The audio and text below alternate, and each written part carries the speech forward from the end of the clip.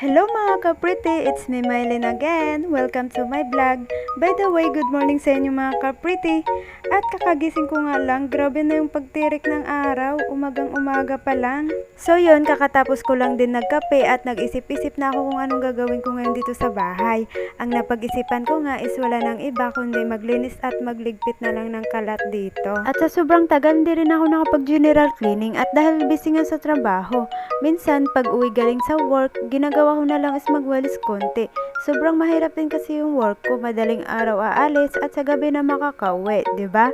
Pero laban lang kahit mahirap. At sakto nga din, wala pa akong pasok ngayon, kaya ngayong araw, ibuhos ko lahat ng sipag ko at bawal mo na ang patamad-tamad ngayong araw. So yun, balik na tayo dito mga ka-pretty, tapos na nga ako mag-toothbrush at maghilamos. At imikos-mikos muna ang mukha.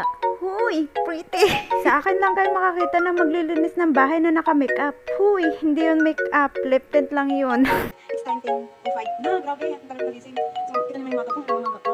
So, yun. Let's start mga ka-pretty. Ang unang gagawin ko is dito muna sa higaan, tutupin ko lang ang mga kumot. Yan. Ako lang pala mag-isa dito mga ka-pretty. Yung family ko kasi nasa ibang bansa. Huy, sana all. Joke lang.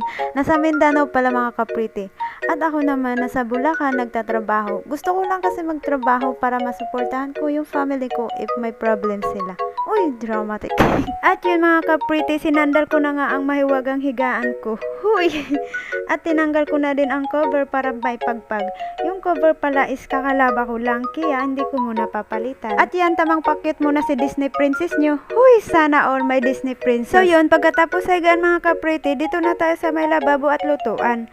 At tamang kaldag muna at sayaw si Disney Princess nyo. Huy! Kakahiya! Alam mo talaga ang lambot ng ano. So yun, inayos ko lang mga plastic sa ilalim ng lababo. Huwag nyo pala pansinin mga kalat na nasa lababo. Hindi pa kasi ako nakapagugas ng plato. At hindi ko pa naayos banda dyan. Gawat inuna ko muna ang mga dito sa baba at higaan ko. Pagkatapos mga ka-pretty, dito naman tayo sa may mga lalagyan ng mga sapatos. Ang una kong ginawa is tinanggal ko muna isa-isa ang mga threads na kulay dilaw. At tatanggalin ko kasi yung mga laman na hindi ko na mga ginagamit na sapatos at sandal. At yan, tamang punas at walis lang muna kasi nalinis ko naman to nung isang araw kaya walang masyadong alikabok at dumi. Dumating na kasi yung in-order kong lagayan ng sapatos, yung kulay blue na yan. Napakamura lang yan mga ka-pretty kaya nabudol ako. Huy! At ito na nga mga ka-pretty, ang pinakalas kong gagawin is itutupi ko na lang ang mga damit na nilaban ko kahapon. Yung iba pala dyan mga ka-pretty is galing sa cabinet kaya medyo marami ang tutupiin ko ngayon. Magulo kasi ang pagkatupi kaya kinuha ko para tupiin ulit ng maayos. Ayan, for the tupi-tupi mo na ang person.